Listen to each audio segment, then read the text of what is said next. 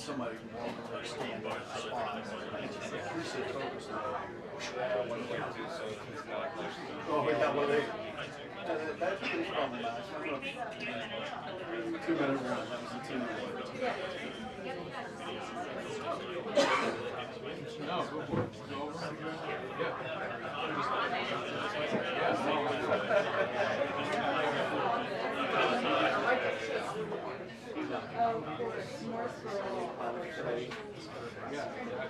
Spaghetti.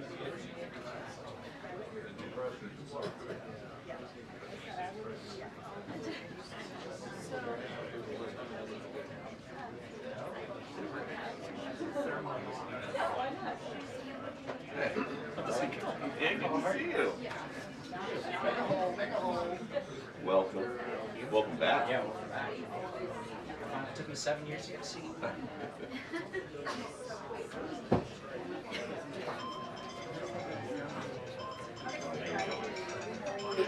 Fine, thank you.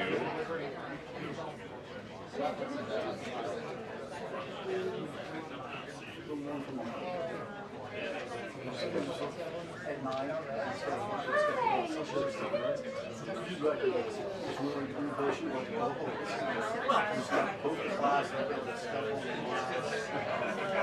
Bring your fire, my friend. Bring your fire.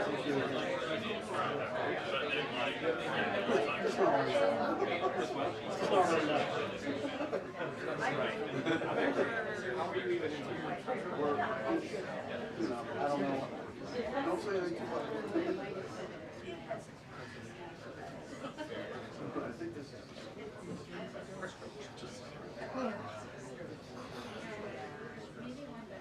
They do that. Nice to see you.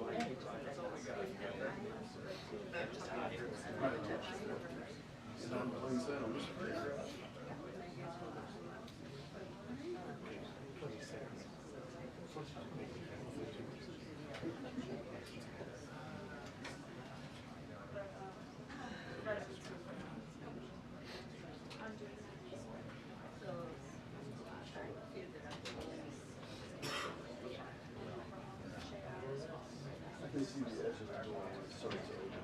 Phil will hear those sixes.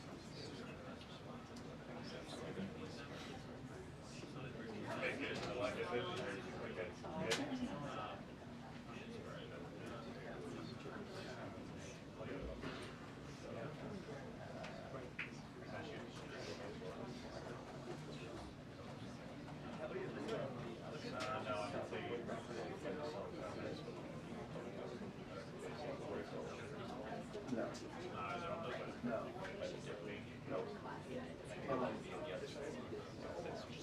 Oh, I'm talking about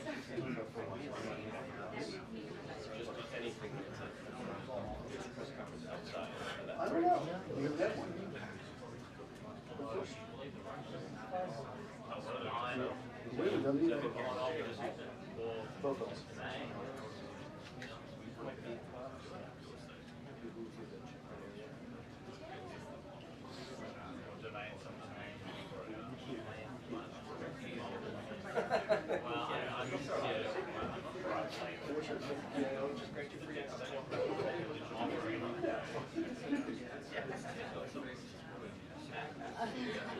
Text me something. We'll meet you out there. Show you where we can go.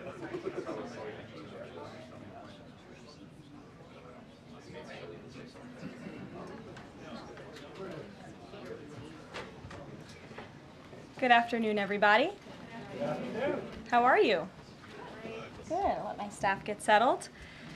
There's a lot of news today, so I look forward to taking your questions. Good to see you. And I have some updates for you as well. Later today, President Trump will address the Business Roundtable's quarterly meeting, where he will tout his pro-growth economic agenda and answer questions before more than 100 of our nation's leading CEOs. In fact, it's the largest attendance ever for this event because business leaders are so eager and encouraged by President Trump's return to Washington. This follows President Trump's roundtable yesterday with the Technology CEO Council here at the White House, where he met with key leaders in the technology industry. And last night, President Trump also held an official swearing-in ceremony in the Oval Office for Sean Curran, who is now the 28th Director of the United States Secret Service. Sean demonstrated unbelievable bravery under gunfire in Butler, Pennsylvania this past July when an assassin tried to kill President Trump. As someone who got to know Sean personally throughout the campaign last year, I can say unequivocally that there is nobody better suited for this important role. And following the confirmation of Labor Secretary Lori Chavez DeRomer last night, the Senate has now confirmed 21 of President Trump's well-qualified cabinet-level nominees, far outpacing the previous administration. And looking ahead, tomorrow, the president will welcome the Taoiseach Micheál Martin of Ireland for the annual White House Shamrock ceremony. And Thursday, President Trump will welcome the NATO Secretary General for a working meeting and lunch. On the economy, February's jobs report was good news for America, particularly our manufacturing sector. The manufacturing sector gained 10,000 new jobs in just 1 month under President Trump. This rebound was led by the automobile sector, where we saw 9,000 new auto jobs created already. That is the most auto jobs added to the economy in 15 months. This was a complete turnaround from the Biden administration, where we were losing an average of 9,000 manufacturing jobs per month last year.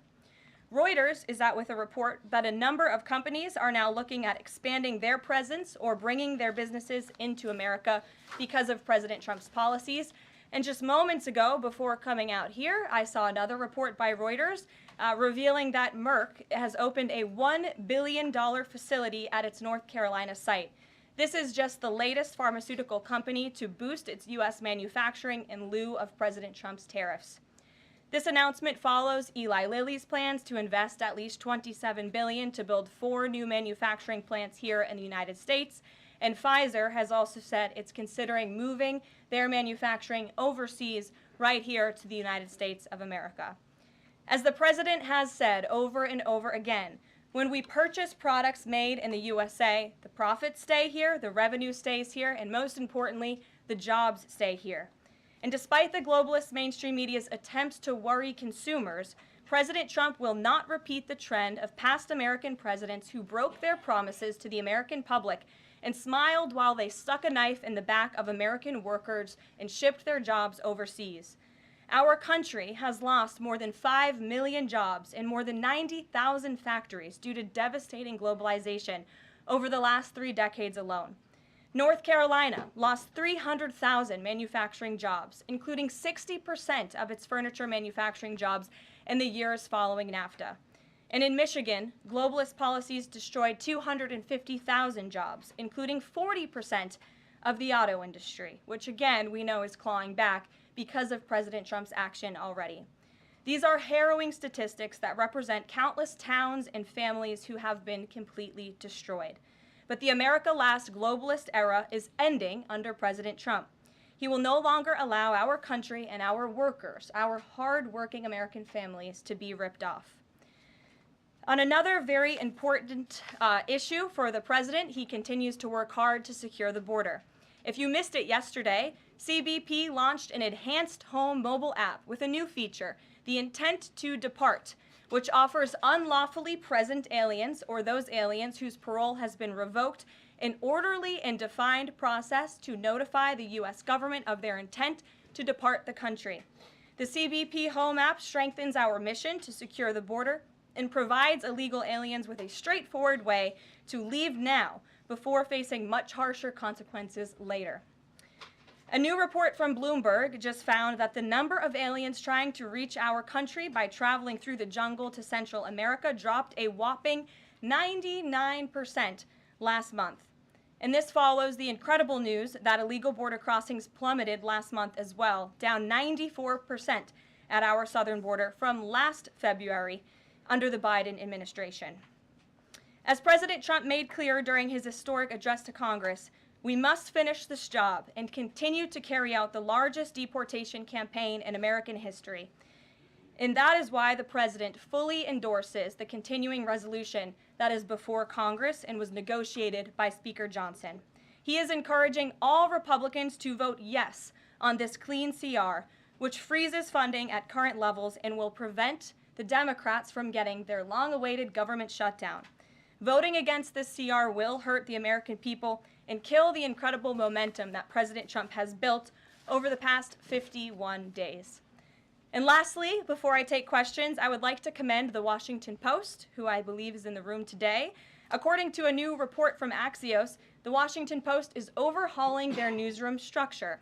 It appears that the mainstream media, including the Post, is finally learning that having disdain for more than half of the country who supports this president does not help you sell newspapers. It's not a very good business model. And that's why we have people in our new media seat. And today we have Sargar Aneti, who is the host of Breaking Points, a popular political YouTube news and podcast show that has racked up nearly 1 billion views on YouTube, several hundred million podcast downloads since its launch in June 2021. He's also a former member of the White House Correspondents Association, but is now a part of the thriving independent media. We're very happy to have you with us here today. Why don't you kick off our briefing? Thank you. Really appreciate you having me, Caroline. A couple of questions for you, if I may. First on the stock market. So currently it's the 25th anniversary today of the dot-com bubble crash. There's a lot of concern for a lot of Americans right now about the state of the economy. President Trump has refused to rule out a recession. Secretary Lutnick, however, has told us there will not be one. So can the White House just tell and assure Americans today that there's not going to be a recession? Well, there's a lot to unpack there. So let me start by saying that, first of all, when it comes to the stock market, the numbers that we see today, the numbers we saw yesterday, the numbers we'll see tomorrow are a snapshot of a moment in time. And as President Trump has said, and I'm here to echo the remarks of this president of this White House, we are in a period of economic transition. We are in a period of transition from the mess that was created under Joe Biden in the previous administration. Joe Biden left this country in an economic disaster. Several statistics to point out. The delinquency rate on credit card loans increased 63% under Joe Biden, hitting a near 12-year high. Under Joe Biden, all net job growth went to foreign-born Americans. Real wages declined by 1.5% under Joe Biden. And as we all know, and this administration continues to combat, prices soared more than 20% under Joe Biden because of his reckless spending and economic policies. So we are in a period of transition from that economic nightmare under a president who had no idea what he was doing, never held a private sector job in his life, into a golden age of American manufacturing under a businessman and a deal maker in chief in President Donald J. Trump, who is implementing the formula that we know works. Look at President Trump's results in his first term. If people are looking for certainty, they should look at the record of this president. That's why the American people re-elected him back to this office. And look at everything that President Trump has already done and his team has already done in just 51 days. The massive efforts to deregulate, tax cuts, which we need Congress to pass the Trump economic agenda, the Trump tax cuts, which will unleash economic growth. And the president also addressed this directly, I will point out as well, when you look at what he said on Air Force One. And he said he wants the American people to have so much money in their pockets they don't even know what to do with it. That's the intent of this administration, and we're working very hard every day on that goal. Second question on the CR. So President Trump came out today in a primary challenge against Congressman Thomas Massie. Congressman Massie's been a supporter of DOGE. He's been a supporter of Make America Healthy Again. What kind of message is this White House sending against a congressman who's sticking up for principles that he's long held in the chamber and voting against continuing resolution and spending? I think the president has made it very clear that he believes it's critical for conservatives and Republicans and frankly all members of Congress to get behind this continuing resolution to keep the government funded. The president wants to continue the momentum that he has built over the last 51 days.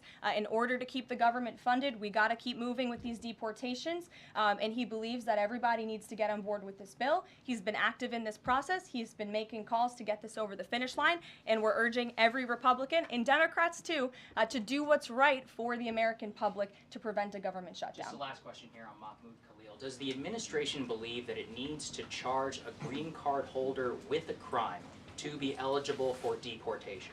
Well, in fact, Secretary Rubio reserves the right to revoke the visa of Mahmoud Khalil, and I'm glad you brought this up. Under the Immigration and Nationality Act, the Secretary of State has the right to revoke a green card or a visa for individuals who serve or are adversarial to the foreign policy and national security interests of the United States of America. And Mahmoud Khalil was an individual who was given the privilege of coming to this country to study at one of our nation's finest universities and colleges. And he took advantage of that opportunity, of that privilege, by siding with terrorists, Hamas terrorists who have killed innocent men, women, and children.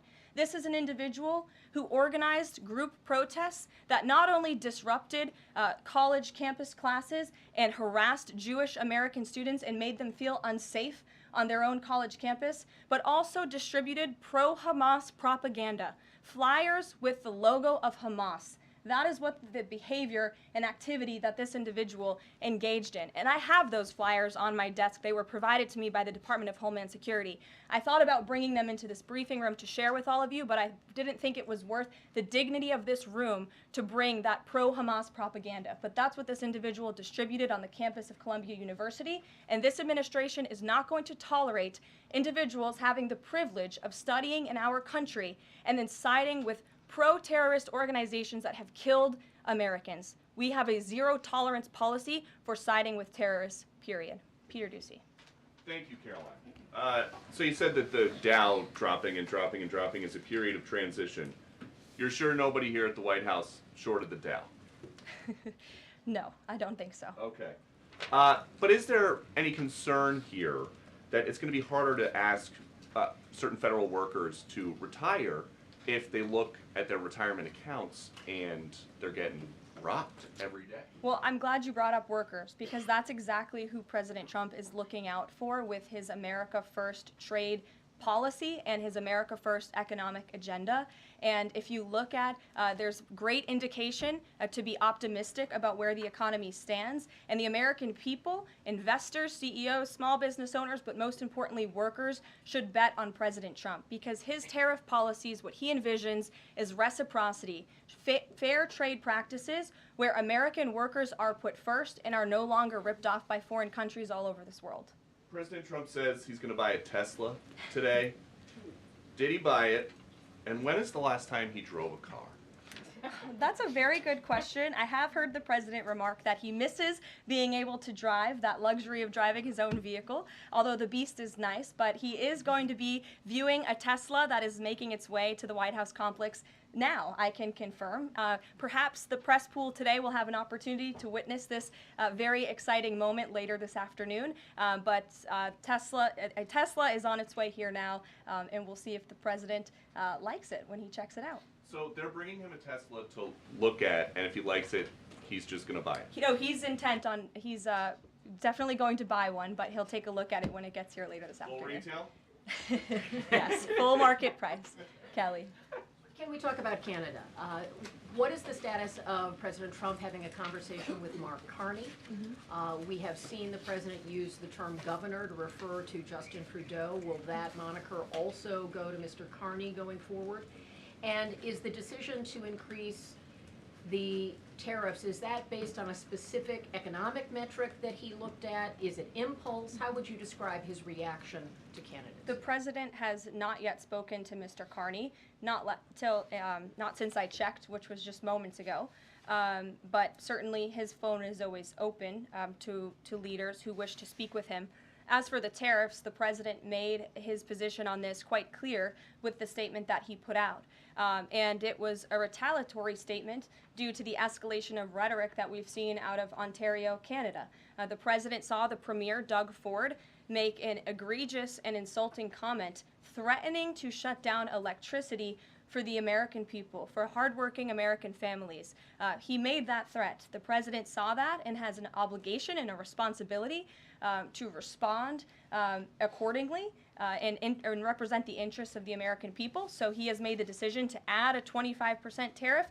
So now steel and aluminum tariffs will come into effect tomorrow at the rate of 50%.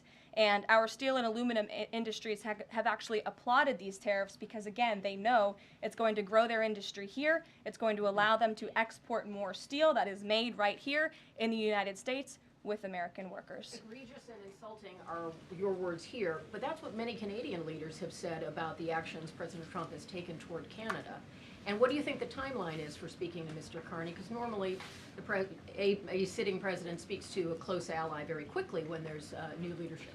Well, the president is, again, responding to the fact that Canada has been ripping off the United States of America and hardworking Americans for decades. If you look at the rates of tariffs across the board that Canadians have been imposing on the American people and our workers here, it is egregious. In fact, I have a handy-dandy chart here that shows not just Canada, but the rate of tariffs across the board. If you look at Canada, since you brought it up, American cheese and butter, nearly 300% tariff.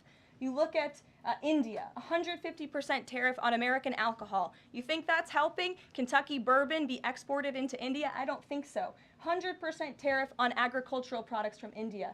Look at Japan, tariffing rice, 700%. President Trump believes in reciprocity, and it is about dang time that we have a president who actually looks out for the interests of American businesses and workers. And all he's asking for at the end of the day are fair and balanced trade practices, and unfortunately, Canada has not been treating us very fairly at all over the past several decades. To the woman in the purple, because I saw you were making a face at my previous answer, so what's going on? Well, actually, I have a couple of questions. At the core of pro-Palestinian protests on college campuses and elsewhere is a demand to end the war in Gaza, a goal that this administration actually supports and has pursued. So why has this not been acknowledged or highlighted even? Because these colleges and these protests have again put out Hamas propaganda. The flyers that have been distributed call for violence. The flyers that have been distributed have the logo of an organization that has held Americans hostage, that murdered innocent babies, that murdered men, women, and children. They are a designated foreign terrorist organization, and we are not going to tolerate non-citizens, foreigners who come here on a visa engaging in such behavior, siding with terrorists. And the Secretary of State reserves the authority to revoke the green card or the visa of an individual who serves as an actually, it says right here, reasonable grounds to believe that the alien's presence or activities in the United States would have potentially serious adverse foreign policy consequences to the United States. And I think siding with Hamas makes that quite clear. Secretary Rubio exercised that authority, and we fully believe that we are going to move forward with more arrests, as President Trump previewed in his statement yesterday. Ed. Yeah, thanks. Go ahead. Carolyn. So are there conversations between the administration and the Canadians going on over this tariff? Because the Ontario Premier says the next step is to cut off electricity to the U.S. And the president put out a statement after seeing those comments and said that it would be there would be grave consequences imposed on Canada if they think about shutting off electricity for the United States of America and our citizens. And the president is also determined to ensure that we are depending on American electricity, not the electricity production of foreign nations, including our allies in Canada.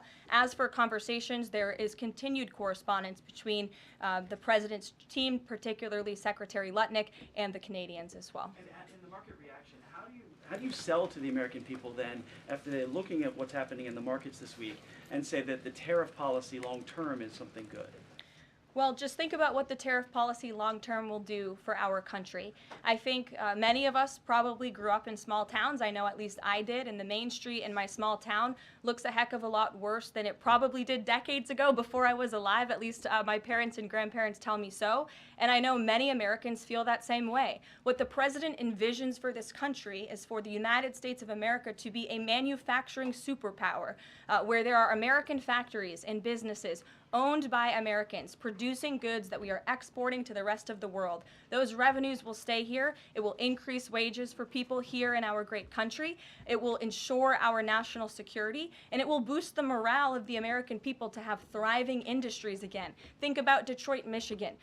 Think about North Carolina, as I mentioned, that used to have a thriving furniture industry that no longer exists because of the globalist trade policies of previous and past administrations.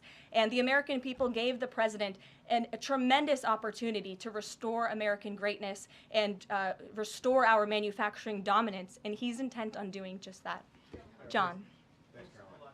Two questions. For your First, on the CR, you put up on the screen the president's message to Republicans to support this continuing resolution. Is there outreach to Democrats? Because what we've seen since the beginning of the fiscal year is that in order to get a continuing resolution, you need bipartisan support and you need compromise. Well, right now, we are focused on House Republicans and on the House, because that's the first step, as you know, John. And so the president has engaged in correspondence with House Republicans, whipping votes and getting them to a yes, which I understand has been pretty successful this morning thus far. And so, again, the president is encouraging Republicans especially, but again, as I said, all members of Congress to vote to continue funding this government so we can continue the business of the American people, which elected President Trump to do. And then on financial markets, we've seen this decline yesterday, we see it today as well.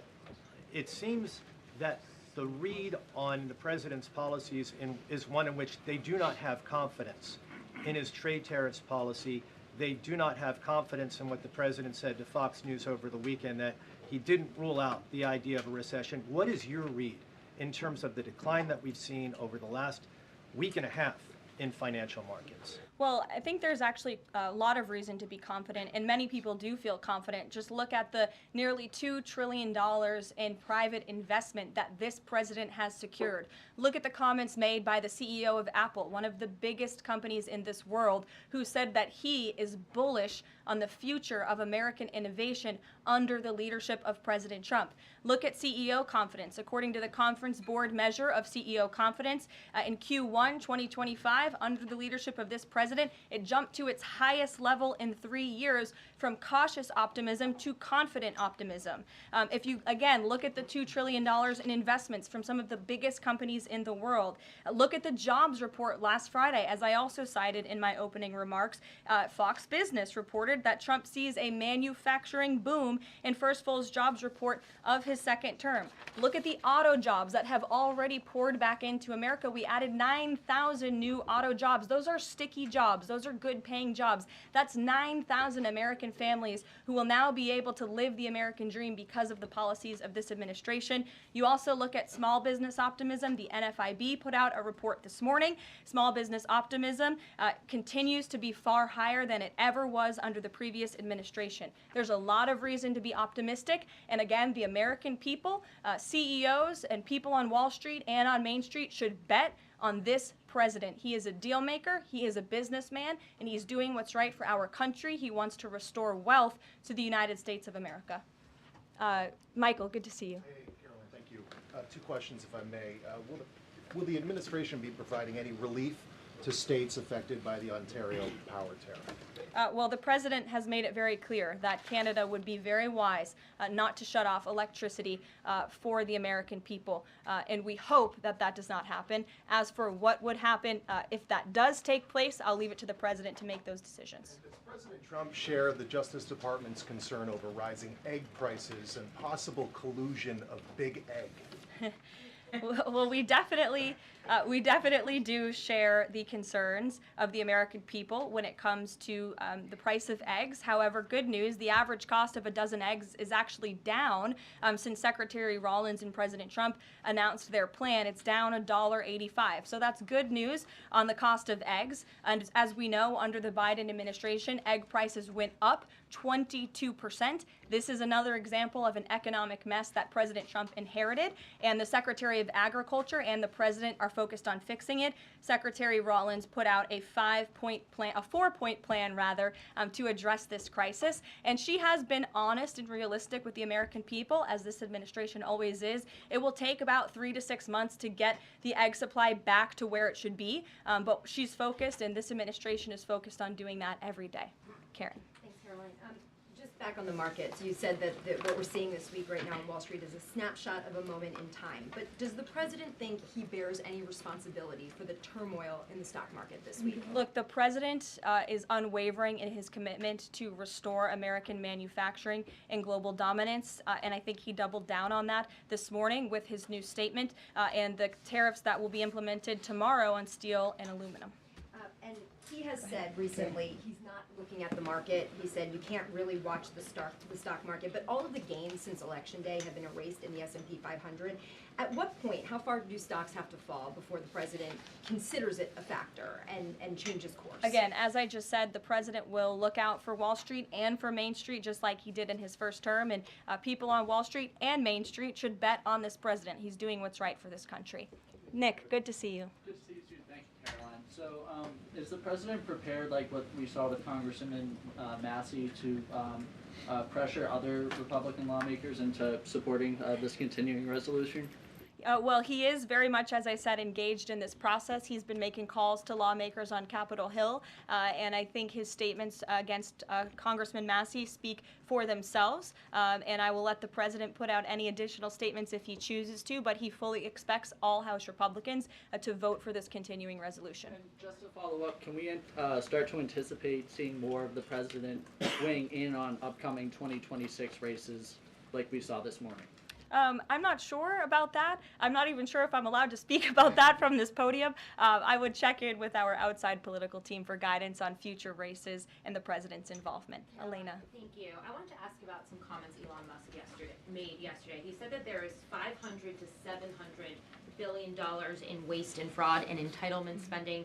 He called it, quote, the big one to eliminate. Earlier this month, he also referred to Social Security as a Ponzi scheme.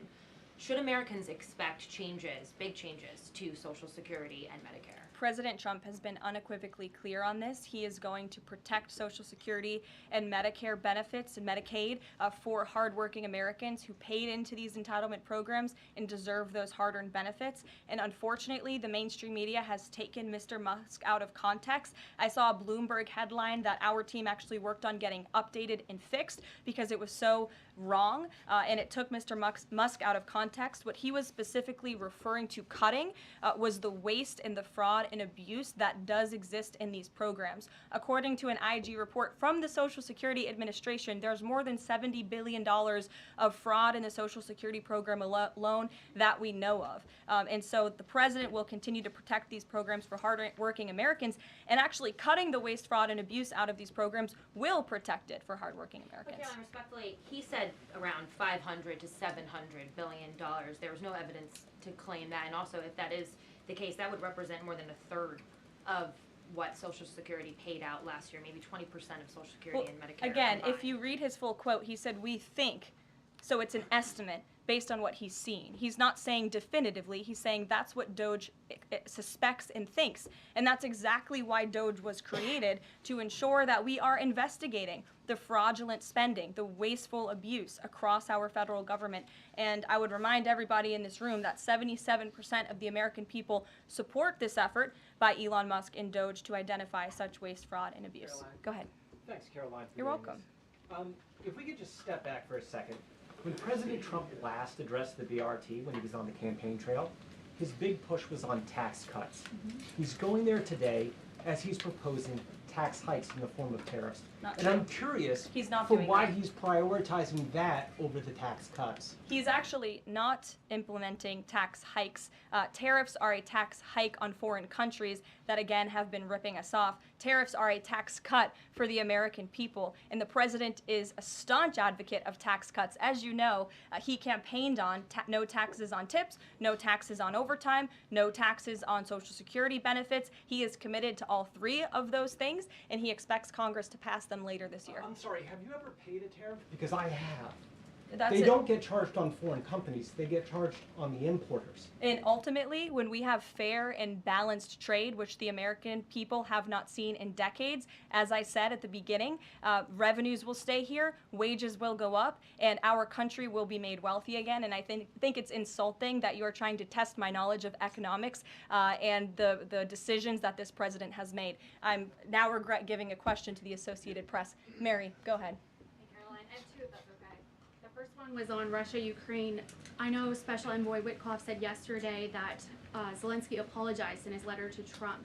Can you share any more about that letter and what else might be interesting from it that we don't know? Yes, the president did reference that letter, as you're saying, in his joint address to Congress. And I do have an update. As you know, Secretary of State Rubio and our National Security Advisor Mike Waltz have been negotiating with the Ukrainians today in Saudi. They will be providing a full readout of that meeting very soon. But I can assure you and everybody here and the American people that the news we've received from that meeting throughout the day and the president has been briefed on is positive. This meeting has been productive. I will let Secretary of State Rubio and our National Security Advisor speak to the specifics of what has taken place today when they are ready to do so when the meeting concludes. Lindsay, go ahead. Referring to Mahmoud Khalil, the president has said this is the first of many arrests like this. Does the administration have a rough estimate of how many arrests you're planning to make similar? I don't have an estimate. I do know that DHS, based on very good intel that they have gathered at the direction of the president's executive order, which made it very clear to the Department of Homeland Security that engaging, as I said, in anti-American, anti-Semitic, pro-Hamas protests will not be tolerated. So since the president signed that executive order and since Secretary of Known has taken the oath at DHS, they have been using intelligence to identify individuals on our nation's colleges and universities, on our college campuses, who have engaged in such behavior and activity, and especially illegal activity. And so I don't have a readout on how many arrests will come, but I do know that DHS is actively working on it. And I also know that Columbia University has been given the names of other individuals who have engaged in pro-Hamas activity, and they are refusing to help DHS identify those individuals on campus. And as the president said very strongly in his statement yesterday, he is not going to tolerate that, and we expect all America's colleges and universities to comply with this administration's policy. Jasmine. On Canada, after all of these threats to increase tariffs or turn off electricity, I wonder, does this administration still consider Canada to be a close ally of the United States? Well, I think Canada is a neighbor. They are a partner. They have always been an ally. Perhaps they are becoming a competitor now. But as the president also laid out in his Truth Social post today, he believes that Canadians would benefit greatly from becoming the 51st state of the United States of America. And I actually looked into some of the research about the cost of living in Canada, and the cost of living is much higher than it is here in the United States of America. The average cost of a home in Canada is much higher. In Quebec, the highest tax rate for an income of $150,000 or more is 53.3%, more than half of Canadians' incomes they are being taxed on. So the president has made it clear that he believes Canadians would be better served economically, militarily, if they were to become the 51st state of the United States of America. Reagan. Thank you, Caroline. A week ago, Attorney General Bondi said a truckload of Epstein files had been delivered to her office from the SDNY. When can we expect those files to be released to the public? I would defer you to the Department of Justice. I don't have a timeline here. Do you have any update on the JFK files? I don't at this moment. Again, I would defer you to our DNI director, Tulsi Gabbard, and also the Department of Justice. I know that they are working on that diligently, as the president requested them to do. Christian. Thanks, Caroline. Two questions. Since we've been talking a lot about tariffs, have there been any updates on standing up the External Revenue Service to collect revenue from there? Well, we need reciprocal tariffs to go into effect first, and as you know, the president will be rolling those out on April 2nd, and then the next start of that process is collecting that revenue to ultimately create the External Revenue Service, which Secretary Lutnick is working very hard on and is quite enthusiastic about, if you have noticed from his media interviews. Can the president do that through executive action, or will it require legislation? Well, the president already signed an executive order to direct the Secretary of Commerce to establish the External Revenue Service, or at least to identify ways in which it can be done. I would defer you to the Department of Commerce for more on specifics on that. Sure, in the back. Thank you very much, Caroline. I have a few questions on South Korea and North Korea. First question, as you know, South Korean President Yoon has been released from illegal detention. What is the reaction of the United States as an ally? Is there a possibility of a summit with President Trump when President Yoon returns?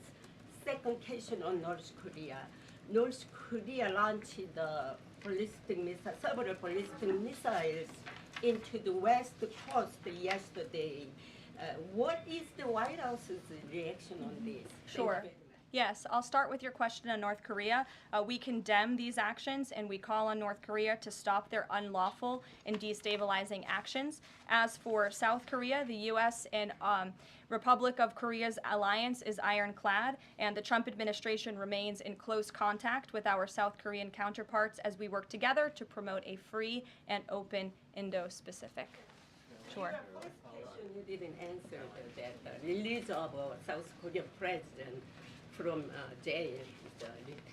I don't have anything on that, but I can certainly check in with the National Security Council and get back to you. Sure, good to see you. Press Secretary, many are concerned about the validity of President Biden's official actions and also his pardons of the possible criminal actions of individuals such as his family members and Liz Cheney, as information's emerging that many of his official actions were auto-signed, possibly even the pardons, and without his knowledge or consent. Does the White House have any information available currently that Biden was actually the one that approved and signed those pardons? And second question, will the DOJ investigate whether President Biden's cognitive decline allowed unelected staff to push through radical policy and pardons without his knowing approval? I don't know the answer to that question, but I can check in with our folks here who may know the answer to that question and get back to you. Dasha. Dasha, go ahead. You did a great job articulating the vision that President Trump has for what his tariffs, he believes his tariffs can do in terms of bringing jobs back to the United States. I asked you last week about how much Americans might need to buckle up for some short-term pain, a conversation that with the President and Treasury Secretary Scott Bessent have had with the people. I'm wondering,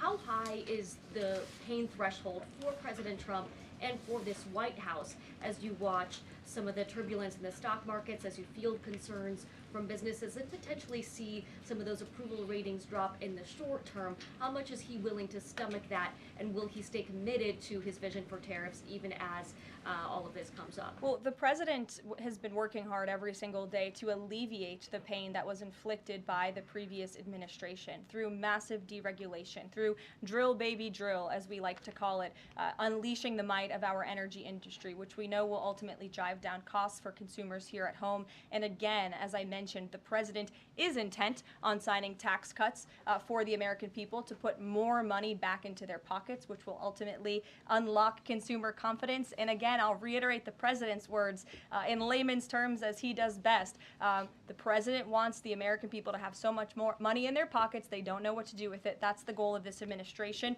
through tariffs, through tax cuts, through deregulation, and through unleashing the potential of our energy industry. I have two more quick notes before I wrap up. April 28th, I can confirm that the Philadelphia Eagles will be here at the White House to celebrate their Super Bowl victory. I know there was a lot of fake news about an invitation that wasn't sent or was sent. We want to correct the record. We sent an invitation. They enthusiastically accepted, and you will see them here on April 28th.